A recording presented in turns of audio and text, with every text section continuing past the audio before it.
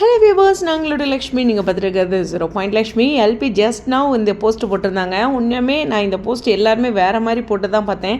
LP டிஃப்ரெண்ட்டாக போட்டிருக்காங்க. பொதுவாக எல்லோரும் எப்படி போட்டிருப்பாங்க அப்படின்னா, ஒரு சின்ன பொண்ணு, அப்புறம் இப்போ இருக்க கரண்ட் ஏஜ், இதில் நடுவில் கேக் வச்சு இப்போ 2002 2026 அது மாதிரி அவங்களோட ஏஜ் அப்படிங்கிற மாதிரி 24th பர்த்டே அது மாதிரிலாம் போட்டிருப்பாங்க. ஓகேவா?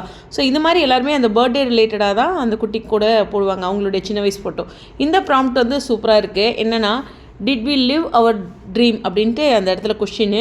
ஆல்மோஸ்ட் அண்ட் சேசிங் இட் அப்படின்ட்டு, almost and still chasing it. Okay, so ரொம்ப அழகான ஒரு விஷயம். ஸோ அவங்களுடைய கனவு சின்ன வயசுலேருந்து இந்த திரைத்துறை அப்படிங்கிற மாதிரி இருக்கும் இல்லையா, சின்ன திரையில் ரொம்பவே சொல்லணுன்னா என்னை பொறுத்தவரை அவங்க சக்ஸஸ் பண்ணிட்டாங்க. இருந்தாலும் அந்த ட்ரீமில் இன்னும் அவங்க சில பாயிண்ட்லாம் யோசிச்சிருப்பாங்க இல்லையா, அதான். ஸோ அதான் almost and still chasing it அப்படின்ட்டு மென்ஷன் பண்ணியிருந்தாங்க. ரொம்ப ஹாப்பியாக இருக்குது. எல்பி வந்து கொஞ்சம் எல்லாத்த விட டிஃப்ரெண்ட்டு. எல்லாமே ஜென்ரலாக அந்த கேக் போஸ்ட்டு தான் போட்டிருக்கலாம், ஆனால் நான் கேக் போஸ்ட்டு தான் பார்த்தேன். அந்த குட்டி கூட ஒரு காஃபி போஸ்ட் போட்டு ஒரு அழகான ஒரு அப்டேட்டு. இதுக்கு எந்த ஒரு சாங்குமே கொடுக்கல, அதுதான் இது ரொம்ப ஸ்பெஷல் அப்படிங்கிறது. ஸோ அவங்களுடைய ஜஸ்ட் நவ் ஸ்டோரி உங்களுக்காக. சீரியஸ்லி நானும் என்னோடய குட்டி ஃபோட்டோவும் இதுவும் போட்டு இந்த ப்ராம்ப்ட் ட்ரை பண்ணணும் அப்படின்னு நினச்சேன். இந்த மாதிரி இந்த டெக்னாலஜியோட நெக்ஸ்ட் லெவல் வரும்போது நமக்கே அறியாமல் நம்மளையும் ஒரு எடிட்டராகவும் ஒரு ஸ்மைலிங் ஃபேஸோடவும் இந்த டெக்னாலஜி ஏற்படுத்துறதுல எந்த ஒரு சந்தேகமும் இல்லை.